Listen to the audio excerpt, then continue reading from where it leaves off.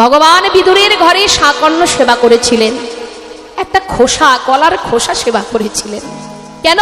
তাতে ছিল ভক্তি, তাতে ছিল শুদ্ধ প্রেম। ভক্তি ভরে তুমি যেটাই দেবে তার মধ্যে যদি ভক্তি থাকে, ভগবান তো ক্ষীরসর ননি মাখন চান না মা। সুদামা যখন শুকনো চিড়ে নিয়ে গেল দ্বারকায়, কৃষ্ণকে রাজা দেখে লুকিয়ে রাখলো। হায় হায়, এই চিড়ে আমি দেব কি করে ওকে? ও তো মস্ত বড় রাজা, ও রাজভোগ সেবা করে, আমি চিড়ে কি করে দেব? আমি যে দিনহীন কাঙাল। করুণাময় গোবিন্দ সবই তো জানে বাবা, কি ছলনা তার। সুদামার চরণ ধৌত করছে আর জিজ্ঞাসা করছে, বন্ধু এতগুলো বছর পর এলি, আমার জন্য কিছু আনিসনি? সুদামা বলছে, জানিস কানাই, নিজেদেরই খাওয়া জোটে না, তোর জন্য কি আনবো বল? কিন্তু চিড়ের পুটুলিটা কিন্তু লুকিয়ে রেখেছে মা।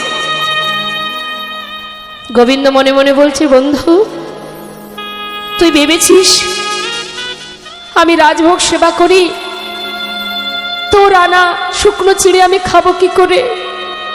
তুই কি জানিস না ভক্ত আমাকে যেটাই দেয়, ভক্তের ভালোবাসার যে বস্তু, আমি যে অমৃত স্বরূপ গ্রহণ করি। বেশ, তুই আমাকে দিলি না, কিন্তু সময় হলে আমি ঠিক খেয়ে নেব।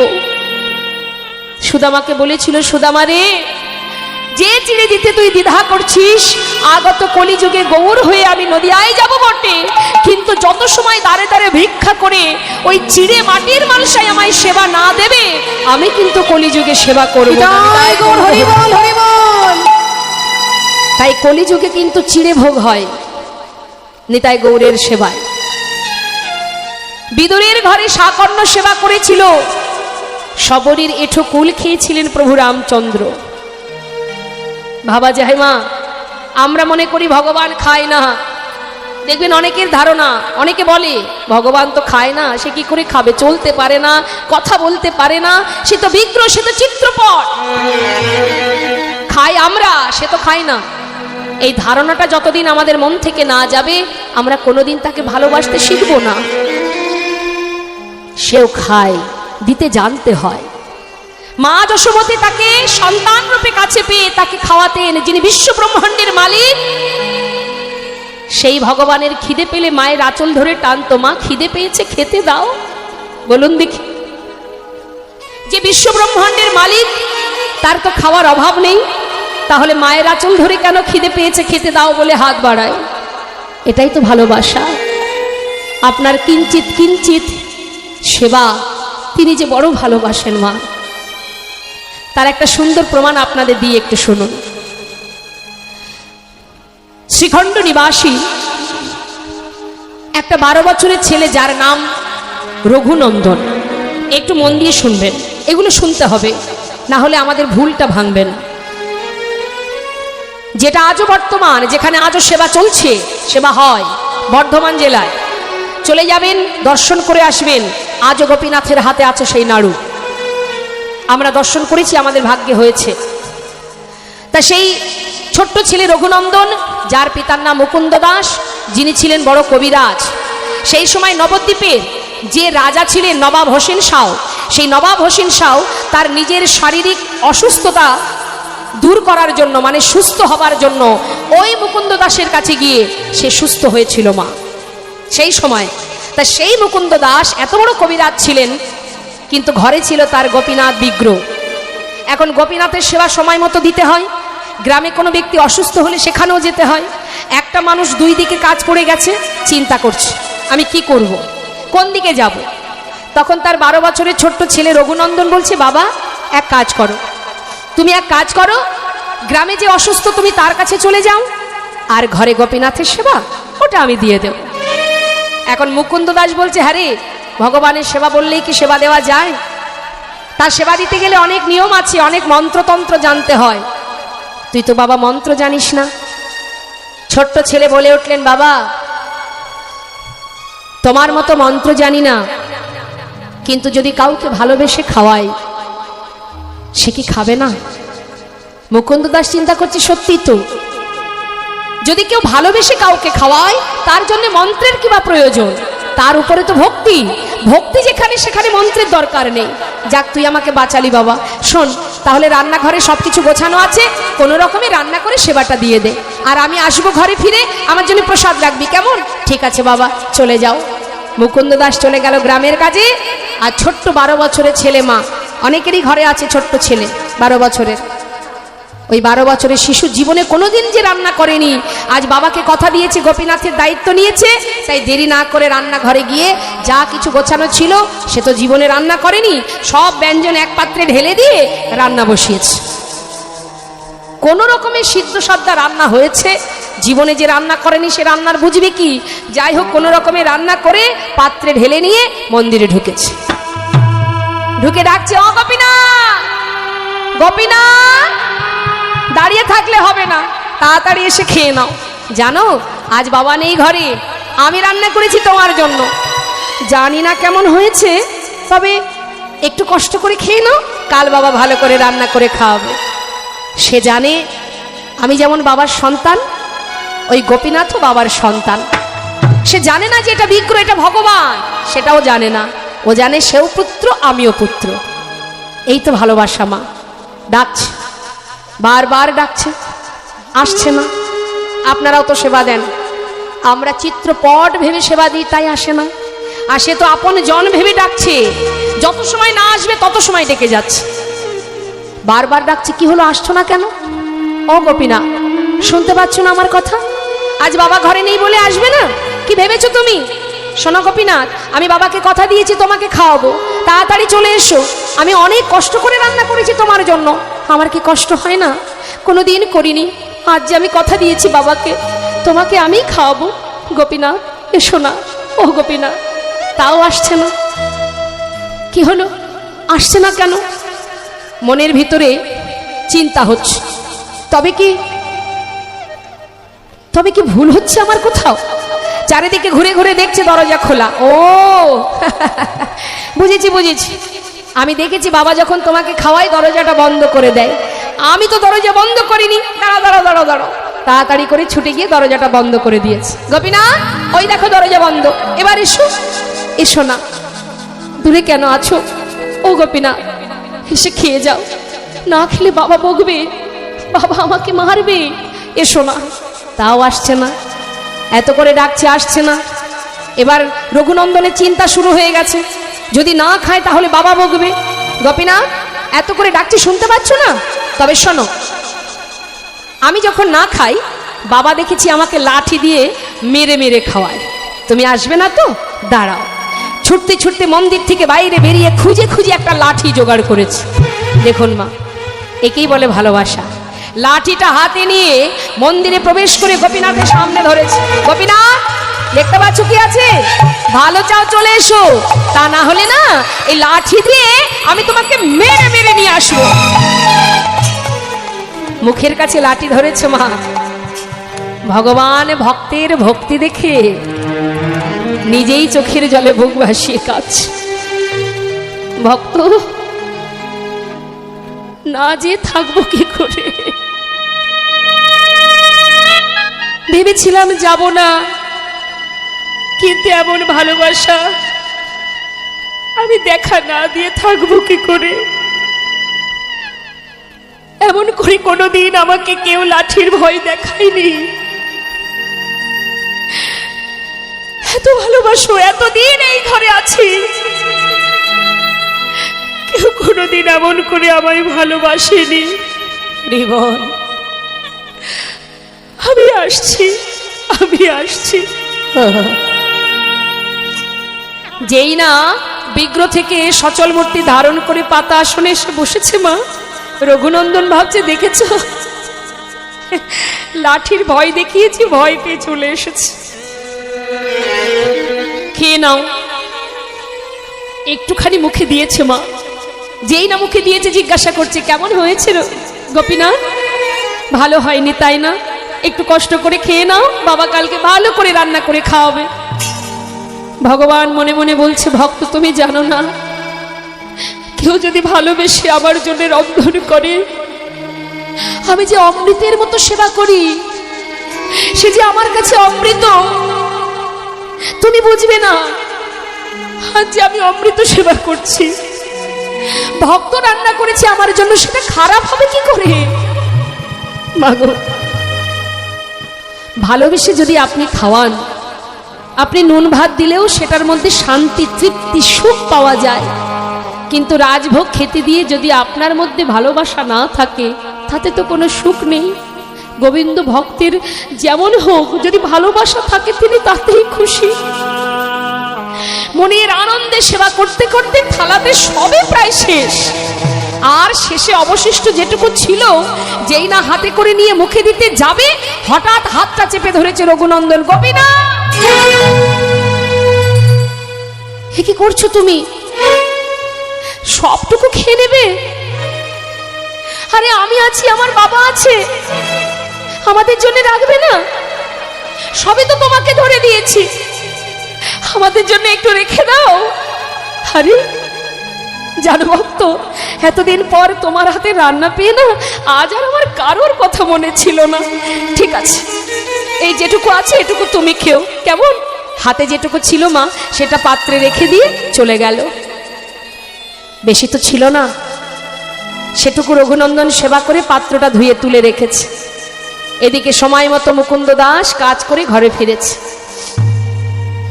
ঘরে ফিরে এসে ডাকছে, রঘুনন্দন, সেবা দিয়েছিস তো? হ্যাঁ বাবা। যাক, এবার আমাকে খেতে দে, আমার প্রচন্ড খিদে পেয়েছে। দে দে, তাড়াতাড়ি দে, প্রসাদ দে।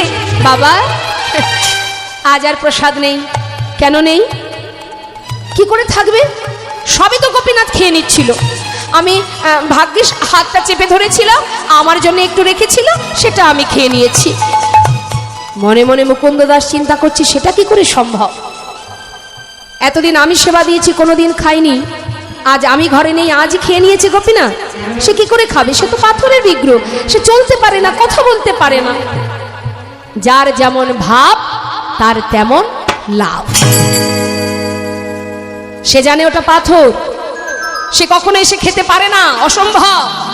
আমার ছেলে নিজে খেয়ে ওই বিগ্রহের নামে দোষ দিচ্ছে। বাবার মনে সন্দেহটা থেকেই গেল। পরের দিন ছেলেকে পরীক্ষা করার জন্য তিনি একটা ছলনা করলেন। রঘুনন্দন, বলে বাবা, তুই তো দেখছি ভালো সেবা দিতে শিখেছিস বাবা, আজও আমাকে গ্রামে যেতে হবে। আজ এক কাজ কর, আজ আর রান্না করতে হবে না, ঘরে নাড়ু তৈরি করা আছে, গোপীনাথ নাড়ু খেতে ভালোবাসে, আজকে তুই নাড়ুটা ভোগ দিয়ে দিস, কেমন? ঠিক আছে বাবা। কি করেছে মা? গ্রামের কাজে যাওয়ার নাম করে ঘর থেকে বেরিয়ে মন্দিরের দেয়ালে কান পেতে আছে। কেন? আমার ছেলে যখন মন্দিরে যাবে, আমি শুনতে চাই যে আমার ছেলে মন্দিরে যাওয়ার পর আর অন্য কারোর কণ্ঠ শোনা যায় কিনা। কান পেতে আছে। আর এদিকে নাড়ু সাজিয়ে নিয়ে ছোট্ট ছেলে 12 বছরের রঘুনন্দন মন্দিরে ঢুকেছে। ও গোপীনাথ, আমাকে চিনতে পারছো? কাল এসেছিলাম, আজ কিন্তু আর ডাকতে পারবো না, তাড়াতাড়ি এসো, এসে নাড়ু খেয়ে নাও। বাবা বললো তুমি নাকি নাড়ু খেতে ভালোবাসো, বাবা নাড়ু পাঠিয়েছে, শিগগিরই এসো। ভগবান মনে মনে বলছে, ভক্ত, কেউ যদি আমাকে ডাকার মতো একবার ডাকে, আর সেই ডাক যদি আমার কানে এসে একবার পৌঁছায়, ভক্ত যদি কখনো আমায় ভুলে যায়, আমি যে সেই ভক্তকে জনম জনম ভুলি না। আর ডাকতে হবে না, আমি চলে এসেছি। এক পা দুপা করে পাতা আসনে এসে বসেছে। গোপীনাথ, খেয়ে নাও, তুমি নাকি নাড়ু খেতে ভালোবাসো, এই দেখো বাবা নাড়ু পাঠিয়েছে, খেয়ে নাও।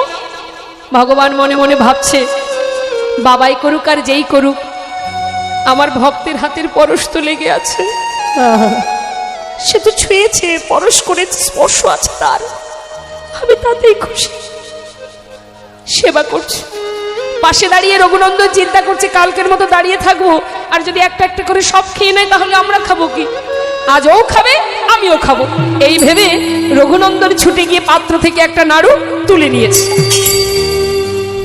মুখে দিয়েছে। মা অর্ধেকটা খেয়েছে, আর যেই না ভালো লেগেছে, ওই এঁঠো নাড়ু, অর্ধেক এঁঠো নাড়ুটা গোপীনাথের মুখের কাছে ধরেছে।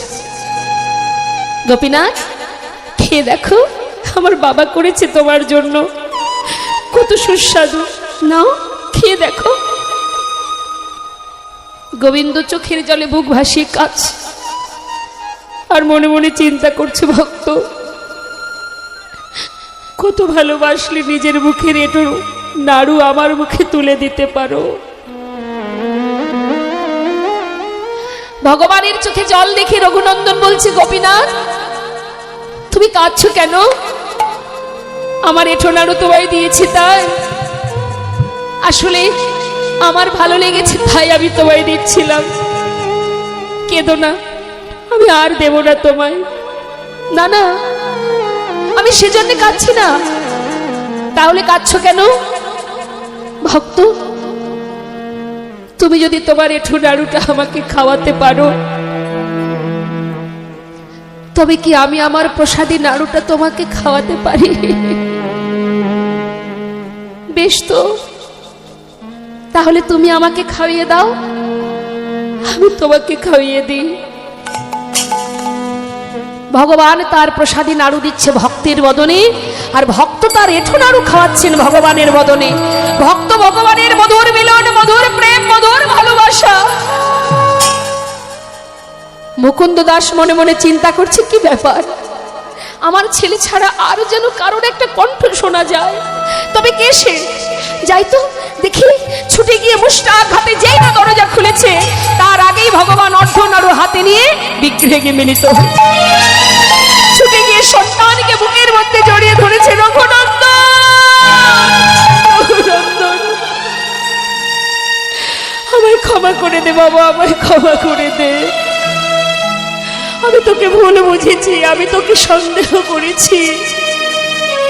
দেখ, যাকে সারা জীবন সেবা দিয়েছি আমি তার দেখা পাইনি, আর একদিন তাকে সেবা দিয়ে নিজে হাতে তাকে খাইয়েছিস। কারণ আমি তাকে ভালোবেসেছি পাথর ভেবে, তুই তাকে ভালোবেসেছিস আপন জন ভেবে। আয় বাবা, আমার কোলে আয়, তোর মতো ভক্ত সন্তানকে বুকে জড়িয়ে ধরি।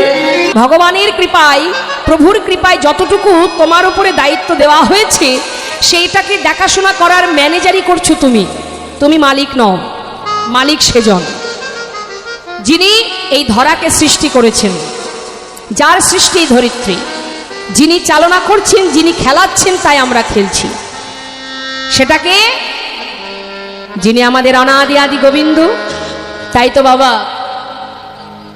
যারা বোঝে, যারা জানে, তারা কখনো অহংকার করে না। যারা বোকা, যারা বোঝে না, তারা অহংকার করে। সেই জন্য দেখবেন সরগোস্বামী, যারা বড় বড় জমিদার, সরগোস্বামী, জয়রূপ সনাতন ভট্ট রঘুনাথ, শ্রীজীব গোপাল ভট্ট দাস রঘুনাথ, এরা কিন্তু সবাই দিনহীন কাঙাল ছিল না। সবাই ধনী ছিলেন মা, সবাই মস্ত বড় বড় জমিদার ছিলেন, কিন্তু তথাপিও সব ফেলে দিয়ে একটা ছিন্ন বসন পরিধান করে তারা বৃন্দাবনে গিয়ে গোবিন্দ পাদ পদ্ম লাভ করেছিলেন। কেন? সুখ ফেলে থুয়ে, সুখ, সমস্ত সুখ শান্তি ফেলে দিয়ে একটা ছিন্ন বসন পরে বৃন্দাবনে গোবিন্দচরণ পাওয়ার মধ্যে কি সুখ? তাতে লাভটা কি? আমরা তো সুখের আশায় ছুটে বেড়াই সর্বক্ষণ। সুখে থাকবো, ভালো থাকবো, শান্তিতে থাকবো, কিন্তু সুখের মধ্যেই কি শান্তি আছে? কি মনে হয়? জীবনে যদি শুধু সুখ থাকে তাতে আপনি শান্তি পাবেন না। সব কিছু যে জীবনে আছে সেটাই শান্তি, সেটাই জীবন। যেমন বাবা, একটা সুন্দর দৃষ্টান্ত দিই মা। আপনি যে থালায় খাওয়া দাওয়া করেন, যে সেবার থালা, ভোজনের থালা, একটা থালার মধ্যে কি কি থাকে বাবা?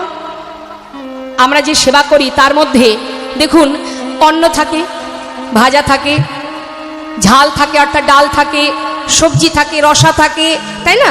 অনেক কিছু থাকে, পাশে আবার চাটনি থাকে। তার মানে কি বাবা, একটা পাত্রে আমাদের জীবনটা কেমন একটু শুনুন মা। আমাদের জীবনটা কেমন?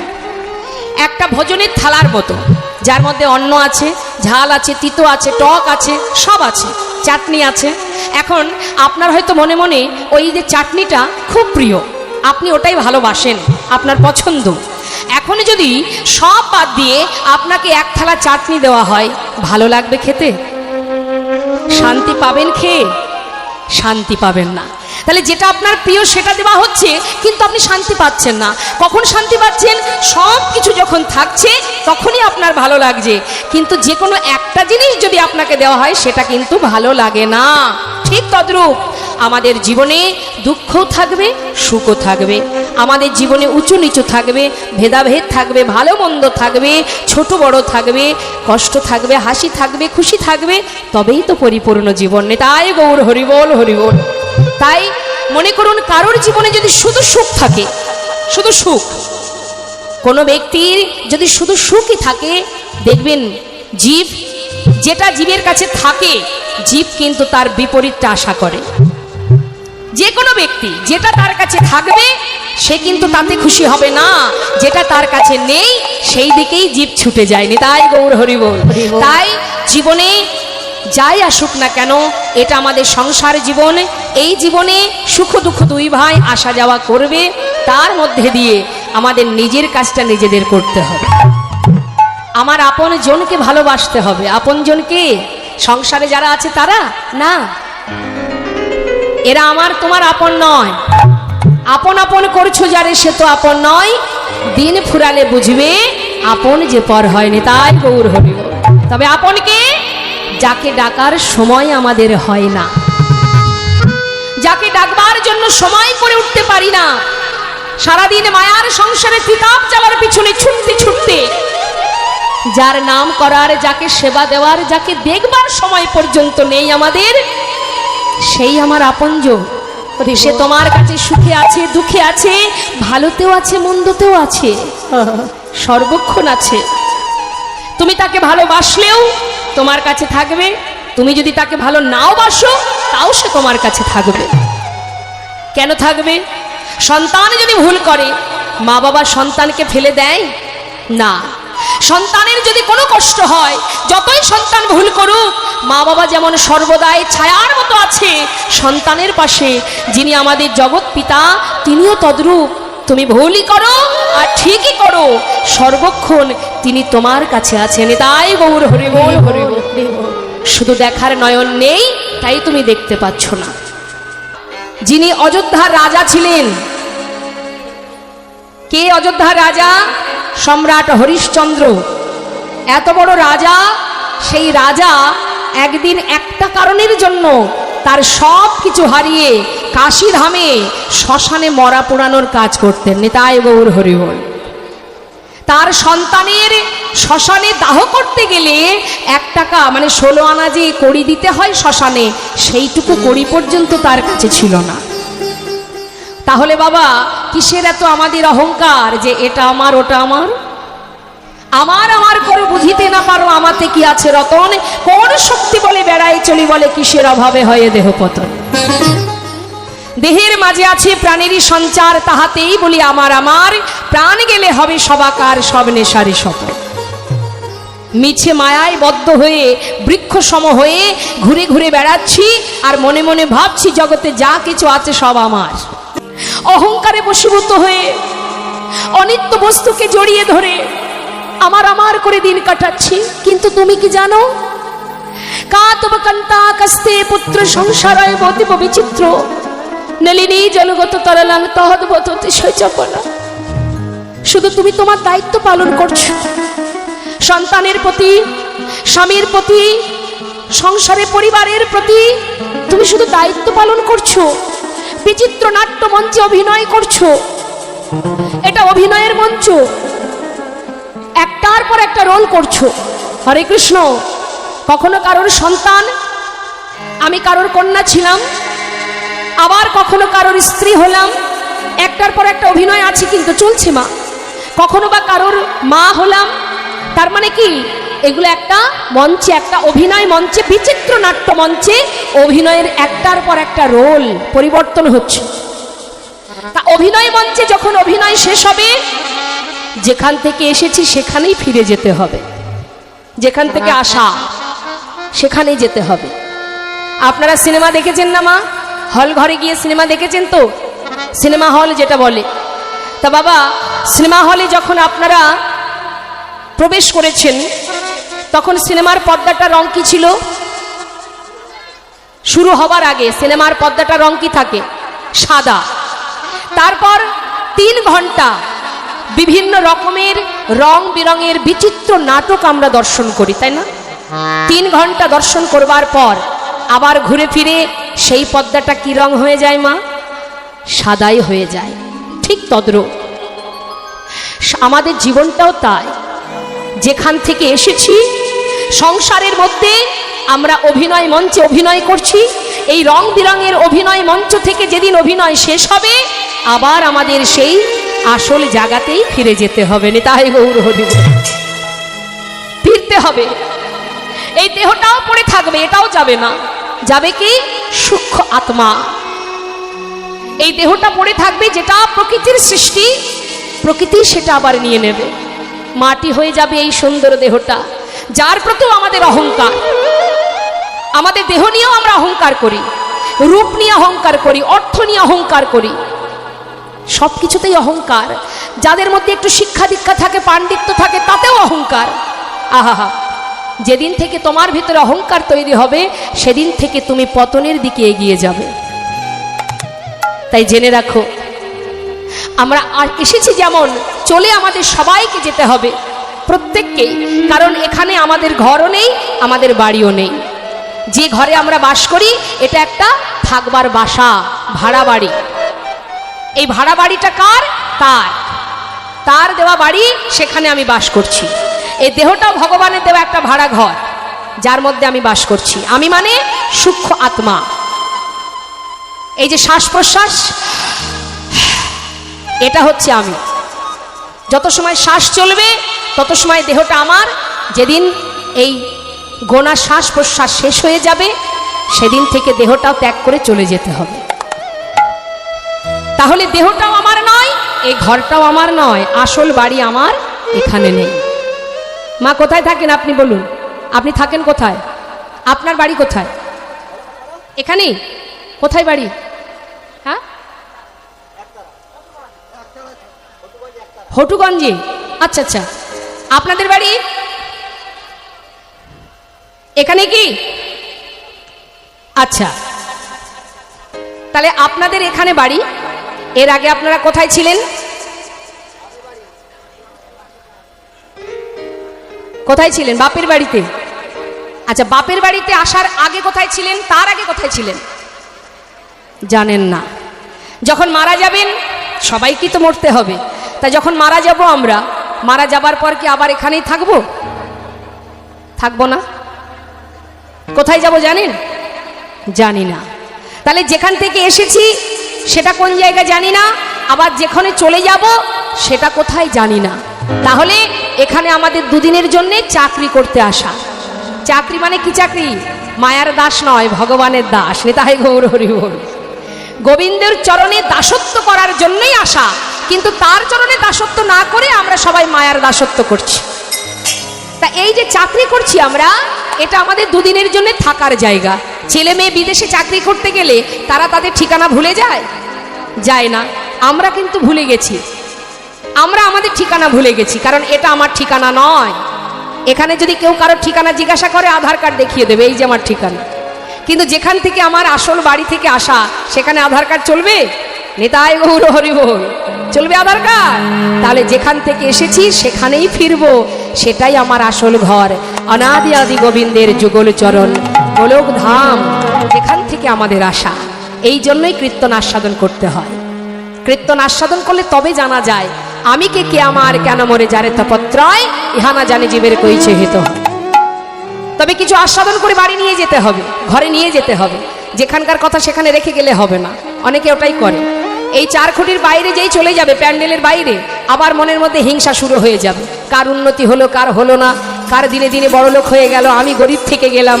এই হিংসা যত সময় থাকবে তত সময় সেখানে ভক্তি থাকবে না। মা, হিংসা করে কোনো লাভ নেই, কারণ সে পেয়েছে, তুমিও পাবে, তোমার কর্ম যদি সঠিক থাকে।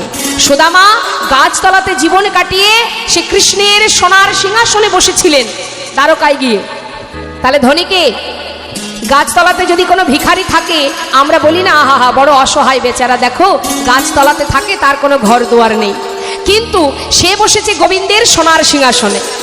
তাহলে ধনীকে ইহু জগতের ধনে যে ধনী সে ধনী নয়, যে জনে কৃষ্ণ ধনে ধনী সেই তো জগতের মহাধনে ধনী। নিতাই গৌর হরিবোল হরিবোল।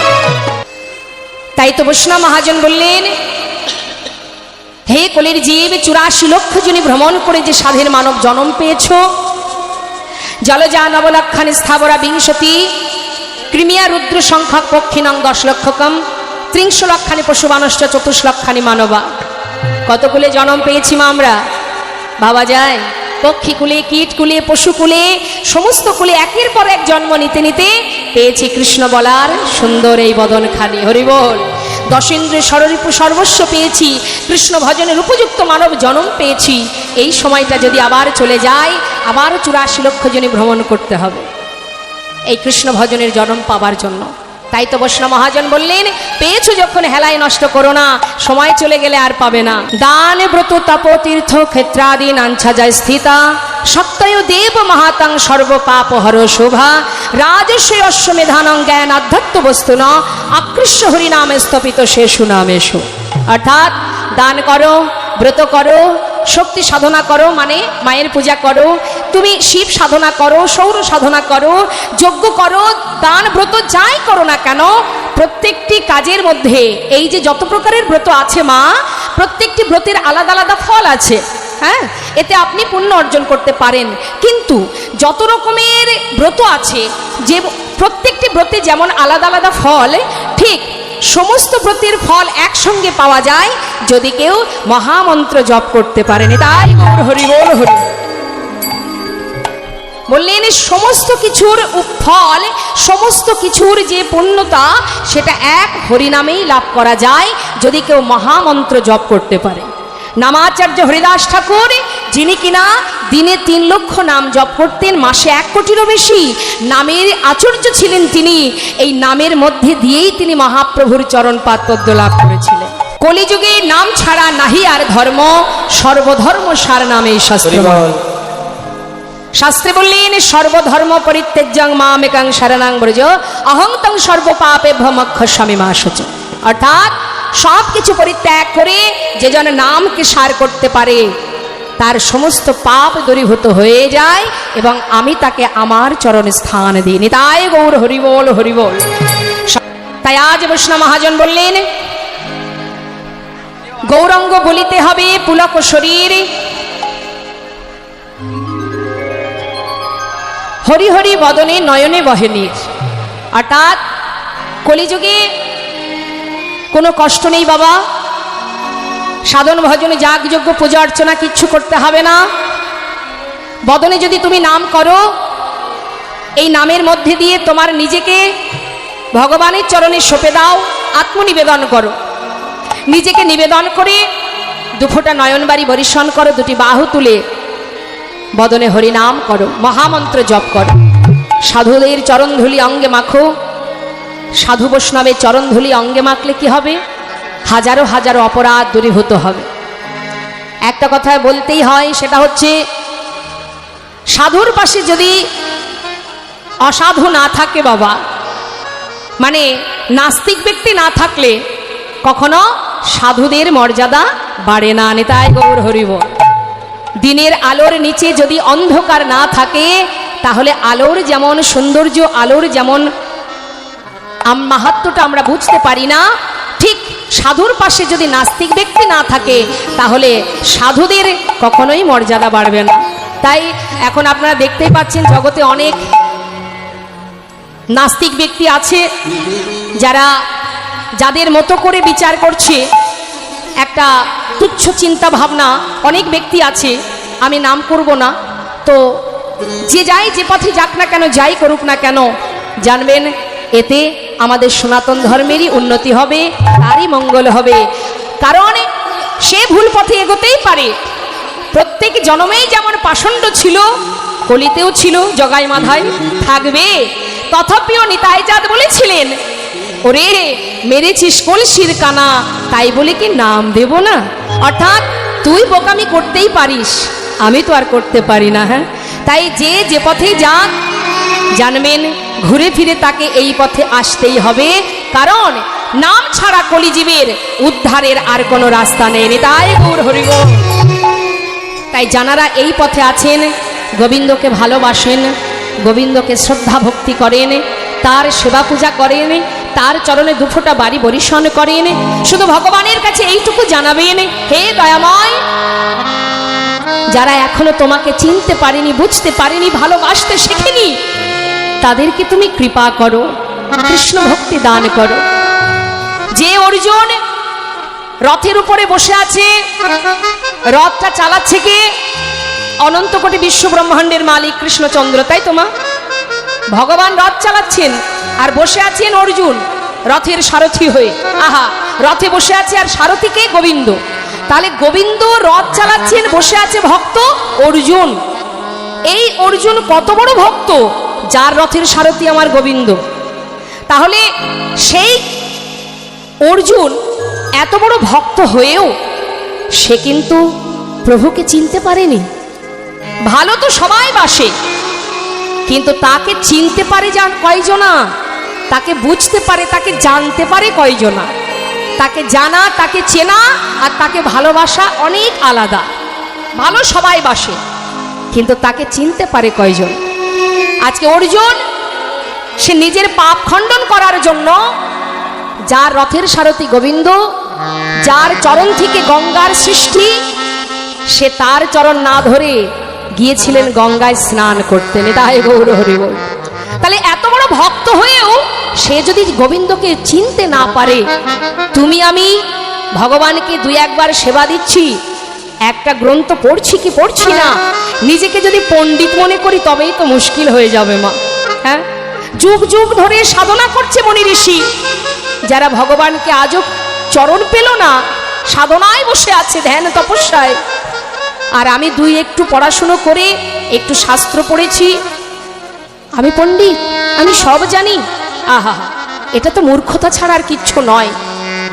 তাই যে জন এই পথে এসেছেন, যারা ভগবান গোবিন্দকে ভালোবাসেন, জানবেন বিশ্ব ব্রহ্মাণ্ডের মালিক যিনি, সে ছাড়া আমাদের আর কোনো উপায় নেই। যেতে যখন হবে, নাম ছাড়া সঙ্গের সাথী আর কেউ হবে না। তাই তো সেই কাজী নজরুল ইসলামের গানটি মনে পড়ে গেল, একটু গাই, ছোট করে গাই। কি বলছে? খেলিছ, কথাগুলো একটু মন দেবেন মা। এ বিশ্বলয়ে বিরাট শিশু আনমনে খেলিছ, এই বিশ্বলয়ে বিরাট শিশু আনমনে খেলিছ, প্রলয় সৃষ্টি তব পুতুল খেলা, নিরজনে প্রভু নিরজনে খেলিছ, এই বিশ্বলয়ে বিরাট শিশু আনমনে খেলিছ। কি বলছে কথাটা? তুমি শিশু, বিরাট শিশু, আর নিরজনে বসে এই প্রলয় সৃষ্টি তব পুতুল খেলা। এই ধরিত্রী, এই যে জড় জগৎ, জীব জগৎ, এটা তারই সৃষ্টি, তিনিই সৃষ্টি করেছেন এবং তিনি আপন মনে বসে খেলা করছেন, খেলছেন। তা তিনি যে খেলছেন মা, কোথায় বসে? বললেন শোনো, শূন্যে মহা আকাশে তুমি মগ্ন লীলা বিলাসে, শূন্যে মহা আকাশে তুমি মগ্ন লীলা বিলাসে, শূন্যে মহা আকাশে তুমি মগ্ন লীলা বিলাসে, ভাঙিছ গড়িছ নীতি আপন সনে, নিরজনে প্রভু নিরজনে খেলিছ, এই বিশ্বলয়ে বিরাট শিশু আনমনে খেলিছ। ভগবান তার খেলনাগুলো কি কি? আমরা ইহজগতে যেসব খেলনা নিয়ে খেলা করি সেটা তো শুধু এই জগতের জিনিস। আর তিনি খেলছেন কি নিয়ে খেলছেন? তিনি তারকার বিশ্বসে খেলনা তব হে উদাসী পড়িয়া আছে রাঙা পায়ের কাছে রাশি রাশি তারকার বিশ্বসে খেলনা তব হে উদাসী পড়িয়া আছে রাঙা পায়ের কাছে রাশি রাশি নিত্য তুমি হে উদাস সুখে দুঃখে রবিতা নিত্য তুমি হে উদাস সুখে দুঃখে রবিতা নিত্য তুমি হে উদাস সুখে দুঃখে রবিতা হাসিছ খেলিছ তুমি আপন সঙ্গে নিরজনে প্রভু নিরজনে খেলেছ বিরাট শিশু আনমনে খেলেছ বিরাট শিশু আনমনে খেলেছ এই বিষ্ণয়ে বিরাট শিশু আনমনে খেলেছ। হরি বল হরি বল। তিনি খেলছেন আর আমরা তার কাছে খেলনা মাত্র। আমরা খেলছি। আজ মহাজন বৈষ্ণব মহাজন বললেন, হে জীব, সময় গেলে আর পাবে না, যা করতে হবে সময় থাকতে করো। যার হাতে যতটুকু সময় আছে, আমরা কি জানি আমাদের কতটুকু সময় আছে? এখন আছি, একটু পরে নাও থাকতে পারি মা, তাহলে সময় গেলে তো আর পাবো না। তাই তো মহাজন বললেন, আপন আপন গুরুচরণ আশ্রয় করো। সবার গুরুচরণ আশ্রয় হয়েছে তো? হ্যাঁ, আছে তো? গুরুদেবের দেওয়া মন্ত্র মনে আছে তো? বাহ। তা প্রতিদিন গুরুদেবের দেওয়া মন্ত্র জপ করা হয় তো? আমি জানি হয়। এইদিকে আমি আসি তো এখানকার মানুষ বা আশেপাশে আমার অনেক আত্মীয় স্বজন আছে। আমি জানি আপনাদের কৃষ্ণের প্রতি, গোবিন্দের প্রতি খুব ভক্তি, এবং আপনারা খুব সুন্দরভাবেই নিষ্ঠা সহকারে ভগবানের সেবা পূজা করেন, ভালোবাসেন আপনারা। ভালো লাগে, আমার খুবই ভালো লাগে। এক সময় আমার একবার মনে হয়েছিল যে আমি আর এদিকে কখনো আসবো না গান করতে, মনে হয়েছিল। মায়ের জীব তো, কখনো একবার মনে হয়েছিল। কেন? আমার ছোট ভাই ছিল, সে এই দিকে এসেছিল একটা কাজের সূত্রে। তো সে এখানে এসেই কোনো কারণে সে মারা যায়। তো সেই সময় মনে মনে ভেবেছিলাম আর কখনো আসবো না, কিন্তু জানি না গোবিন্দের কি ইচ্ছা, যেদিকে আসবো না বলেছিলাম সেই দিকেই আমার সমস্ত আত্মীয় স্বজন এবং ধীরে ধীরে একটু একটু করে ভালোবাসার মানুষ হয়ে দাঁড়িয়েছে সবাই। নিতাই গৌর হরিবোল হরিবোল। আর খুব ভালো লাগে আপনাদের ভক্তি দেখে, আপনাদের গোবিন্দের প্রতি প্রেম ভালোবাসা দেখে। তাই আমি চাইবো এইভাবে আপনারা সেবা পূজা করুন, তার নাম করুন, তাকে ভালোবাসুন, এগিয়ে যান গোবিন্দের চরণ পাদ পদ্মে। নিতাই গৌর হরিবোল। আপন আপন গুরুচরণ আশ্রয় করে আমরা সবাই মিলে ভগবানের চরণ সান্নিধ্য লাভ করবার জন্য গুরুচরণ আশ্রয় করে এবার একটু একটু করে আমরা লীলার দিকে যাব। চলুন যাই। মহাজন বললেন, হরি কবি নিতাই চা করুণা করিবে, হরি কবি নিতাই চা আমায় করুণা করিবে, হরি কবি নিতাই চা করুণা করিবে, হরি কবি নিতাই চা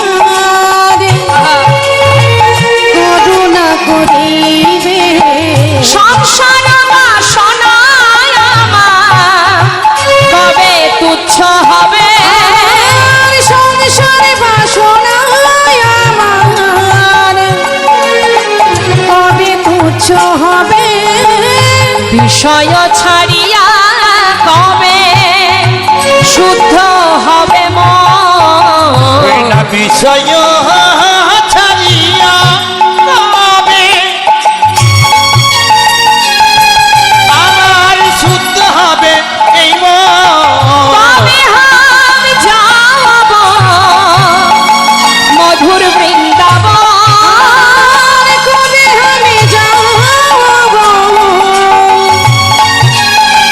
মধুর বৃন্দাবন, কবে আমি যাব মধুর বৃন্দাবন, কবে হাম যাইব মধুর বৃন্দাবন। সেদিন আমার কবে হবে, সেদিন আমার কবে হবে, সেদিন আমার কবে হবে বিষয় ছেড়ে বৃন্দাবনে যাব, সেদিন আমার কবে হবে, বিষয় ছেড়ে বৃন্দাবনে যাব, সেই দিন আমার কবে হবে, কবে হাম ফিরিব মধুর বৃন্দাবন। কবে আমি যাব মধুর বৃন্দাবনে। রূপ রঘুনাথ পদে করো কহিয়া সেবার অভিলাষ মাগে, ঠাকুর নরোত্তম দাস। সেবার বিলাস মাগে ঠাকুর নরোত্তম দাস। জয় নিতাই জয় গৌরে। দেখি সবাই মিলে একবার হাত তুলতে হবে। বাহ, কৃষ্ণ ভক্তি হোক, গোবিন্দ আপনাদের সকলে কৃপা বরিশন করুক। আপনারা সেই বরিশনে কৃষ্ণ বরিশনে কৃষ্ণ প্রেমের বরিশনে ভিজে সবাই নিজেদেরকে সঁপে দিন ভগবানের চরণে। আসুন দুটি বাহু তুলে আজ দেবাদিদে মহাদেবের চরণ স্মরণ করে প্রত্যেকে আমরা দুটি বাহু তুলে মহামন্ত্র জপ করব। প্রত্যেকে হাত তুলবেন, হাত তুলুন একসঙ্গে স্বতঃস্ফূর্তভাবে। আপনাদের কণ্ঠে যতটুকু সুর আছে গলা ছেড়ে মহামন্ত্র জপ করুন। শ্রেষ্ঠ মন্ত্র মহামন্ত্র আমি গাইব, শুনবেন, আপনারাও গাইবেন। কেমন? সবাই গাইবেন। হরে কৃষ্ণ হরে কৃষ্ণ কৃষ্ণ কৃষ্ণ হরে হরে, হরে রাম হরে রাম, রাম রাম হরে হরে। সবাই বলবেন হরে কৃষ্ণ হরে বাবা হরিব। আহা, আরেকটু জোরে।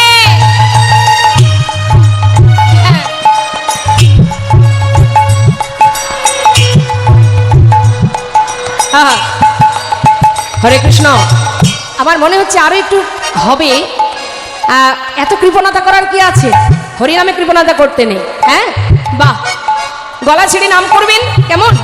আপনাদের নামের ধ্বনিতে আশেপাশে যদি কোনো আপদ বিপদ থাকে তাহলে সব দূরীভূত হয়ে যাবে। সবাই গলা ছেড়ে হরিনাম শুনে নিন, জোরে জোরে হাত তুলে। হরে কৃষ্ণ কৃষ্ণ কৃষ্ণ হরে হরে, হরে রাম রাম রাম হরে হরে। বলে জোরে জোরে হরে কৃষ্ণ। বাবা অপূর্ব, মধু মধু, হরিবল।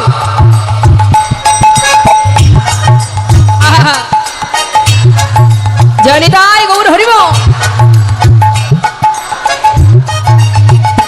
হরে কৃষ্ণ কৃষ্ণ কৃষ্ণ হরে হরে, হরে রাম রাম রাম হরে হরে, হরে কৃষ্ণ। আহা,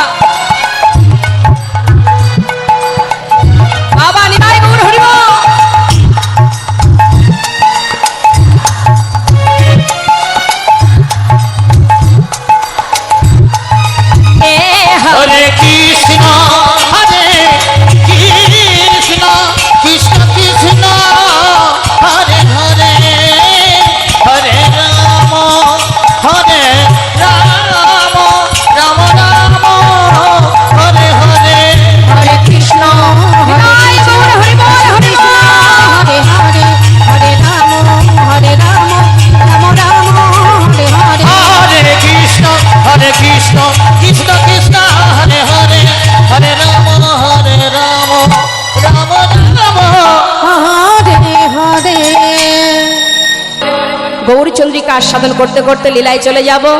তা চলুন যাই, আমাদের আজকের আস্বাদনের বিষয় আমাদের কলির ভগবান আহা করুণাময় গৌর হরির এই কলিতে যিনি এসেছেন শ্রীধাম নবদ্বীপ ধাম, তার থেকে একটু এগিয়ে গেলেই মুর্শিদাবাদ ডিস্ট্রিক্ট। তা কলির ভক্ত দাপর যুগের প্রাণ গোবিন্দ, যার চরণে গিয়ে যার দর্শন পেয়েছিলেন সেই লালাবাবু আর জগৎ শেঠ। আসুন আমরা, যেহেতু বৃন্দাবনে গিয়ে মিলন হচ্ছে, সেই জন্য আমরা বৃন্দাবনে আগে পৌঁছাবো। চলুন যাই, বৃন্দাবনে যাই, দুটি বাহু তুলে উলুধ্বনি হরিধ্বনি করে বৃন্দাবনের রাজাকে মা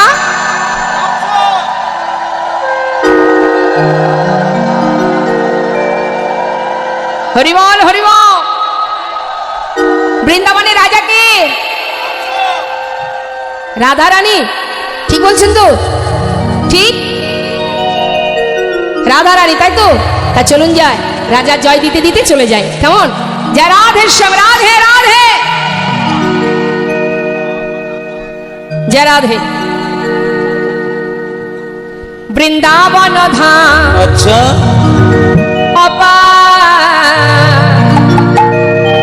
জপে যা রাধে রাধে, রাধে শ্যাম, হাতে তালি দিয়ে সবাই মিলে একসঙ্গে রাধে।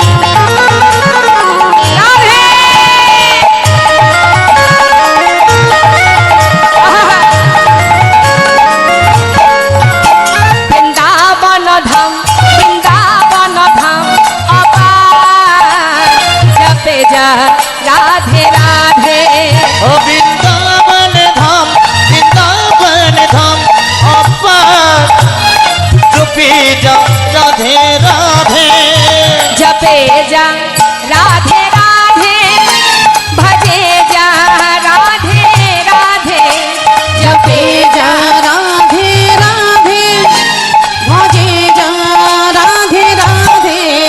রাধে अलबेली, राधे अलबेली सरकार, ও জপে যা রাধে রাধে, রাধে अलबेली, রাধে अलबेली সরকার জপে যা রাধে রাধে।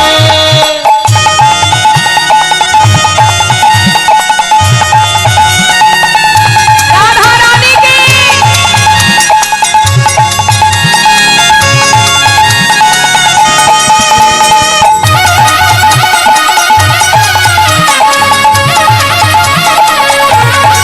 राधे।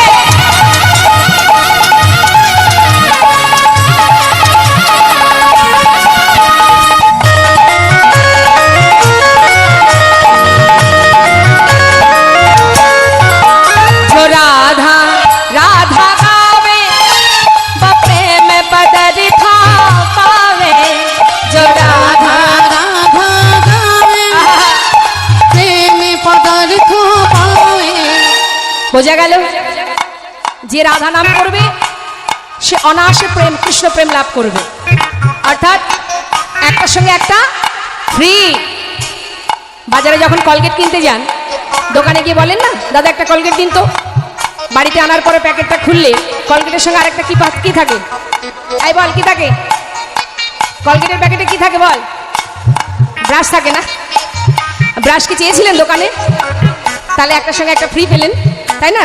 ঠিক তেমন ঠিকঠাক যদি রাধার ভজন করা যায়, অনায়াসে কৃষ্ণ প্রেম লাভ করা যায়। রাধে, जो राधा राधा गावे, प्रेम पदार्थ पावे, जो राधा राधा गावे, जो प्रेम पदार्थ पावे। जो को है जाए बेड़ा पार, जपे जा राधे राधे, बक हो जाए मेरा पार जपे जा राधे राधे।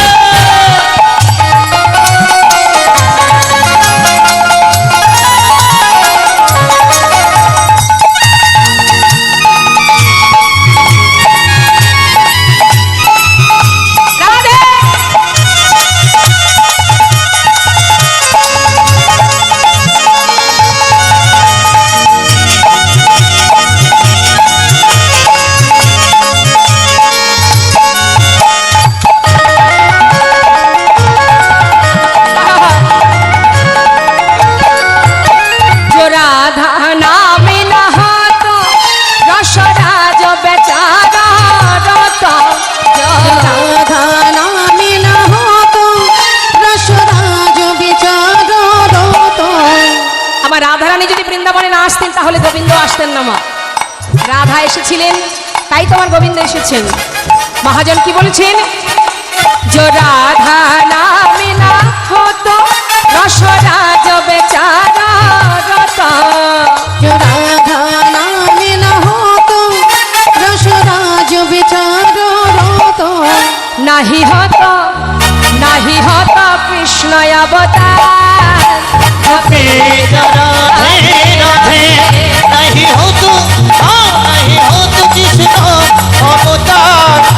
जो भेजा राधे राधे राधे राधे जपेजा राधे राधे हो भेजा राधे राधे जपेजा राधे राधे हो जो भेजा राधे राधे भजेजा राधे राधे हो भेजा राधे राधे। प्रेम से बोलिए राधा रानी की। আরেকটু জোর হবে, বলিয়ে রাধা রানী কি। বাহ, আমার মনে হচ্ছে আরো একটু জোর হবে। বলিয়ে दोनों हाथ उठाइए, बोलिए राधा रानी की। श्याम सुंदर की, वृंदावन धाम की, बांके बिहारी लाल की। राधे राधे राधे श्याम राधे, जय राधे जय राधे। সবাই মিলে দুটি বাহু তুলে একবার গাইবো। সবাই হাত তুলুন, দেখি কার কার হাত আছে দেখি। বাহ বাহ বাহ, হাত আছে তো? যার নেই সে তুলবে কি করে, যার আছে সে অন্তত তুলুন। হরি বল তাই গৌর হরি বল। ছলো ছলো নয়নে হাসি মাখা বদনে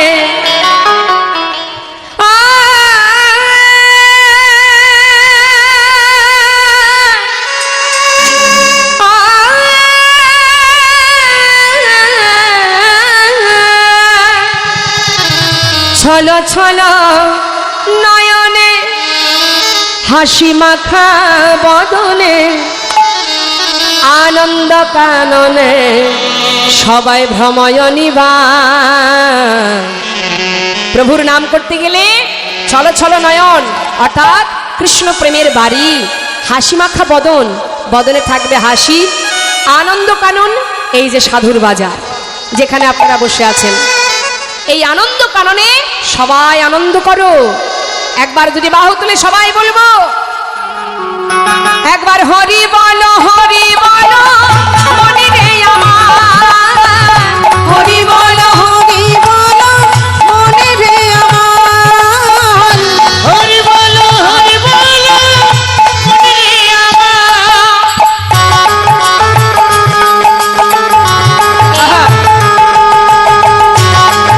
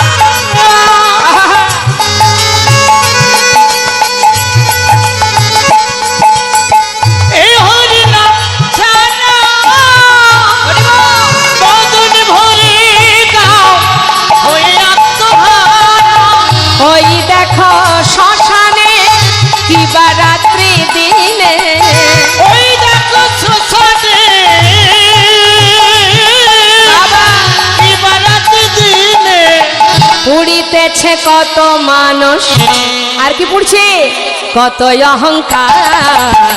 হরি বল